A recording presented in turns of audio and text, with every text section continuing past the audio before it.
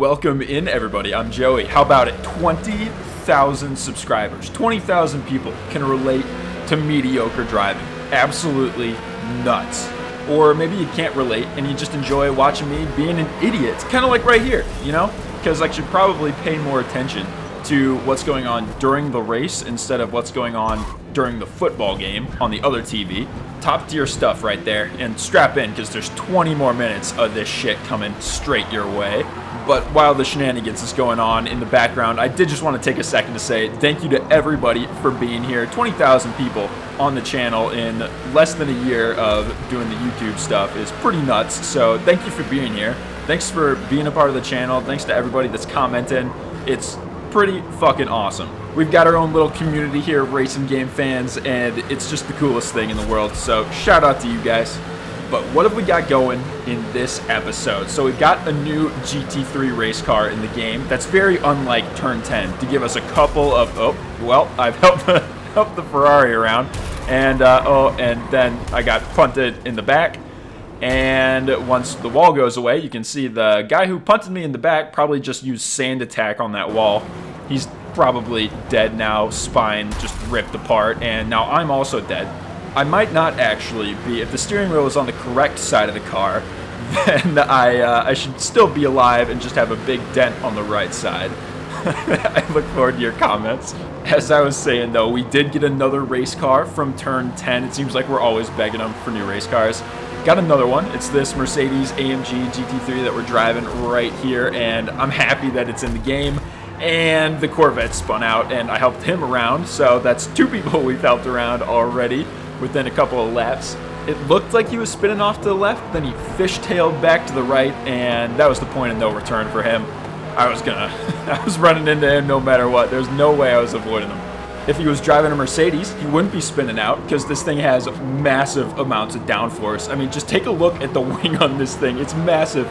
Taken literally right off of an Airbus and just slapped straight on the back of the Merc. It's got more grip than like a booger on the underside of my desk. It's never letting go, except of course if you run out of talent. Case in point right there, just making it eat sand up. It's not great in the sand. It's not quite a tractor as much as a great race car, but we'll try to catch up to that Corvette in front because we lost a bit of time enjoying our little beach vacation there.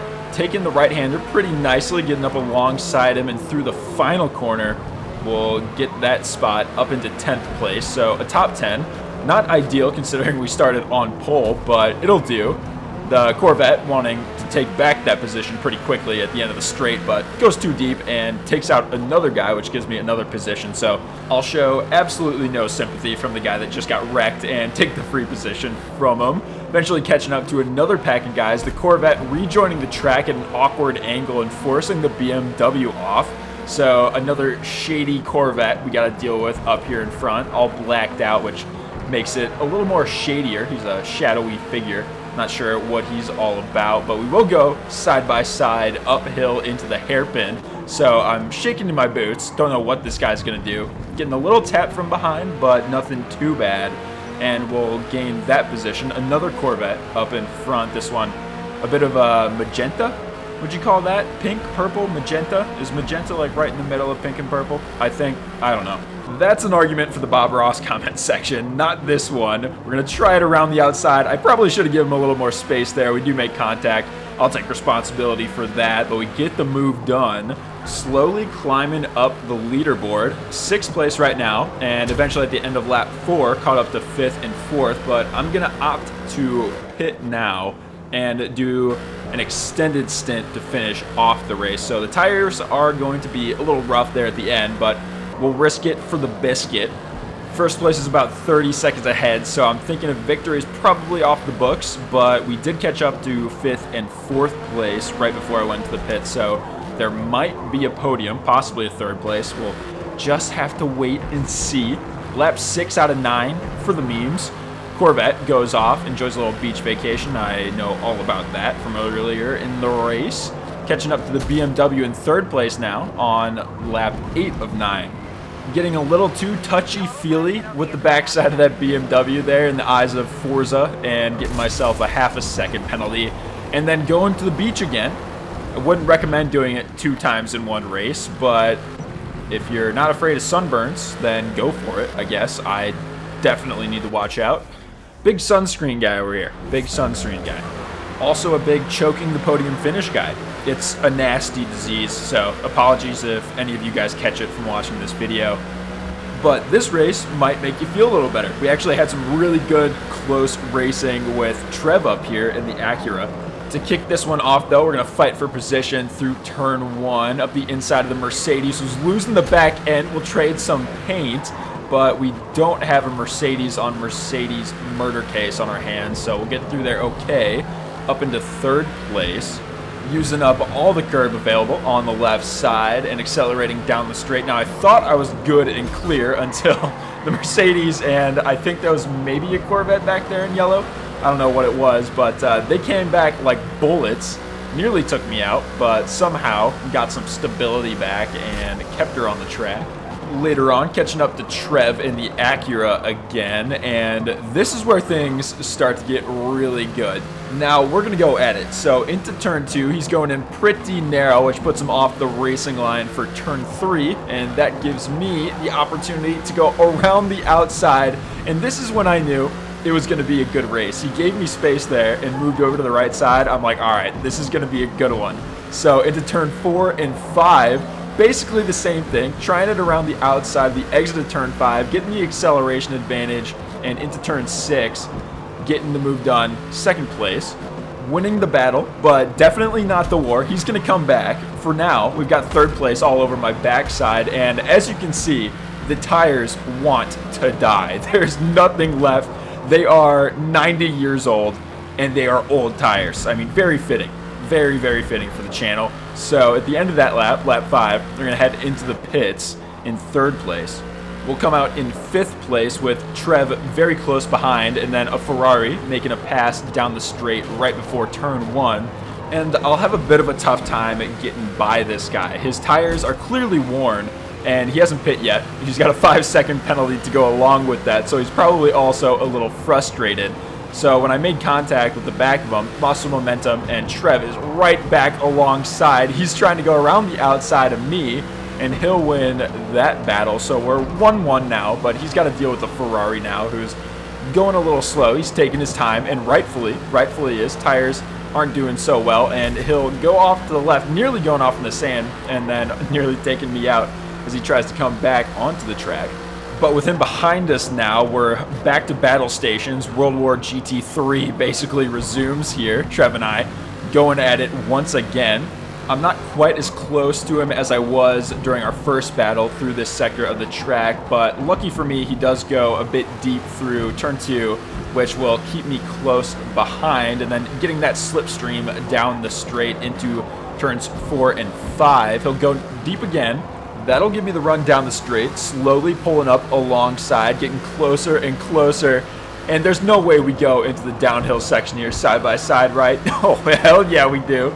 This is what it's all about right here. Giving each other the space, still side by side through a couple of corners. We're going to make it a 3rd here. He's still on the outside, making just a tiny touch, and can we do 4?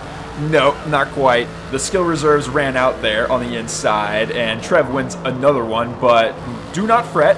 That was lap 7. Now on lap 8, the penultimate of the race, and here we go again. Back into this downhill section, and I'm not even going to try to turn names. I would butcher the Italian so bad. But through this downhill here, I poked my nose up the outside end there. Very risky, to say the least. He could have easily run me off the track, but very kindly gave me the space yet again. Going for the cutback uphill, and roles reversed from our last battle. Now I'm on the outside, getting the acceleration down, and into the right-hander. Well, once again, running out of skill, going deep, and now we've got a Corvette in the mix. And unfortunately, that marks the beginning of the end. It was a long, hard-fought battle between Trev and I. Unfortunately, we lost a good man today. A skillful, thoughtful, clean racer, brutally pushed into the sand, never to be seen again. There was only one thing left to do, and that was beat this guy in memory of Trev and that Acura. We're gonna do it for Trev! So the Corvette still staying in 4th place around corner number 1, going deep through 2, and through 3, getting the cutback, getting on the accelerator, nice and early down the straight, and that was 4th place. 3rd place, probably dealing with some pretty decent tire wear, going off into the sand, and that'll be 3rd. So somehow finding our way onto the podium there at the end. Uncle Joe Bob out here, absolutely blistering pace. Got the 1st place, and I think he was around 20-some seconds ahead.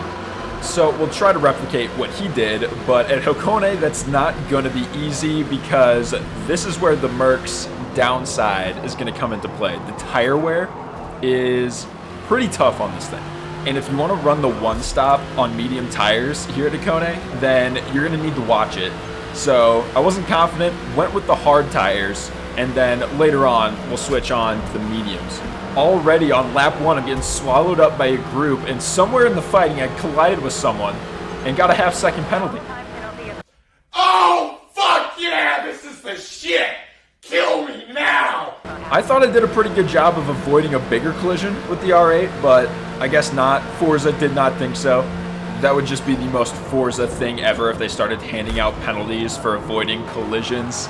But anyways, we got hit a couple more times going off track, and then I made contact with someone trying to get back onto the track, falling down into 7th place now. Not a good start. Once again, falling from pole down to the middle of the pack. Then lap 2, pedal to the metal on the straight once again, coming up alongside that R8 that we unfortunately got the penalty with on lap 1. Braking at that 200 board on the left side. That seems to be a good one on these hard tires. Half a car length in front of the R8, a tap from behind, but I think if anything it might have helped me through the corner. I wasn't going too quickly through there, could have carried some more speed. The R8 moving to the right side, around the long downhill left to go back to the right, and out of nowhere the Audi appears once again with the BMW going up the inside. I think it might have had something to do with that BMW. That'll complete lap number 2. I'll fight the R8 for some slipstream down the straight. He'll get it at the start, and then the BMW will move over to the left, and I'll take the rest of it. Unavailable, also close behind in the Mercedes. I'll try a move up the inside of the BMW, staying on the outside of the R8, but lost a bit of traction, so not carrying a ton of momentum around this long turn. We will get the better of the BMW, though, and slot back into the draft of the R8, and we'll chase each other down the back straight. It looks like the grid is starting to form up into groups. We got 1st through 3rd battling it out in front. We're in the 4th through 6th battle, and then the rest of everybody else are just behind us, probably in an absolute mess. I would not want to be leading that group off the straight. You're just asking to get shat on in that position. Sly Rooster's trying to get ahead here, but we'll just about hold him off. It wouldn't be a good look to let a barn animal get in front of us, let alone a sly one. And the R8 fell behind, so there's 4th place. We'll skip ahead to lap 6. Tires are about halfway dead. We're not quite in the yellow yet, but we're definitely getting there. Still fighting the R8. We were butt buddies pretty much this entire race, and we were both on hard tires, so it was pretty fun. Rooster's fallen behind, only a little bit though, only about a second, so we'll still have to keep him in mind. Through the left-hand dog leg, we've gotten ahead of the R8, but we get a bump. We've been assaulted on the rear end.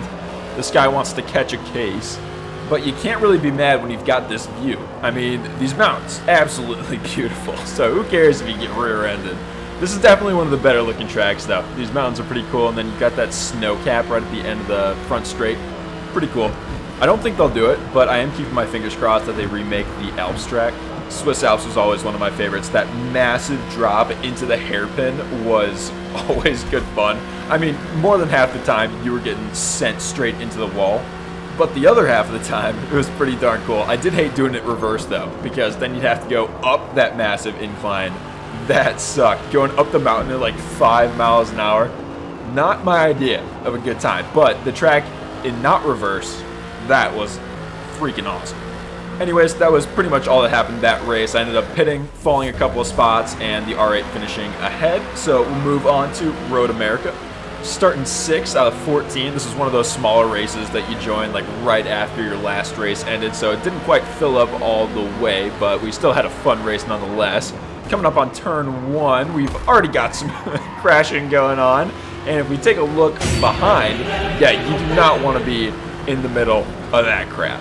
If you end up back there, you're getting eaten alive. You got no choice. This would have been a fun one to start from the back, though, just to watch it all go down. So into the left-hander at the end of the straight, almost getting collected by a couple of guys that I guess forgot the brake was on the left side. A few too many beers for the boys in back. I think it's about that time to start switching to single player. You know, we all got to know our limits.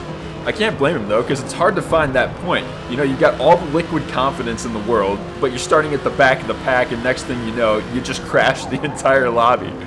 Oh, well, it happens. It happens. We find ourselves in 2nd place, though, just getting ahead of 3rd place there, and we'll fast forward real quick because I was feeling like hot stuff in 2nd place before I dipped a couple tires on the grass, and then immediately lost it to the R8 again.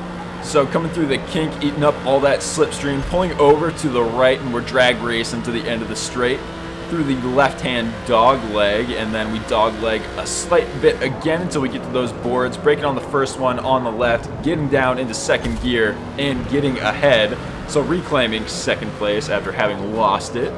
Not too long later, though, I guess this guy made reservations for 1 at turn 2 because, well, he basically told me to just fuck right off and pushed me wide. Eventually, at the carousel on that same lap, I caught back up to the R8, and I must have missed the memo because 2nd and 1st place both drove off the track. So I figured I gotta make up for this somehow, so at the very next corner, I also drove off the track. What an idiot. What makes it even worse is I was giggling to myself as they both just went off the track in synchronous fashion. And, well, look at me now. Now I'm the idiot. But a very determined idiot, so I got back up and tried to regain whatever pride I had left. Of course, getting a tap as we're coming through turn 1. The gap to 3rd and 4th place is up to 2 seconds, so it looks like it's going to be a battle for 1st and 2nd, at least for now. And I think this guy has VIP access to turn 1, because that time I even gave him space, and he still comes over and pushes me. I don't know. I can't win. Coming through the kink, it looks like Mr. VIP lost a bit of traction, and we're past him once again. It's just becoming a messed up cycle of I lose the position, I regain the position, I lose the position, I regain the position, and I'm going to have to do it again because we've lost it. Going deep with the help, of course, of a nice Philly push. And on top of it, the tires are bleeding pretty bad. All 4 in the yellow. I would love to jump this guy on this final turn to get ahead going into the pits. Definitely not going to happen. I was following him a little too closely and ended up becoming a lawnmower there, so that's unfortunate. I was planning on going into the pits anyways, and with the entrance being right here, losing that speed didn't make too much of a difference, and this was a pretty cool moment, passing literally all 5 guys in front to regain 1st place on lap 5 once everybody else went into the pits. And we got the win. It took a bit, but we got the Mercedes on top. Eventually, we got there. Feels pretty good.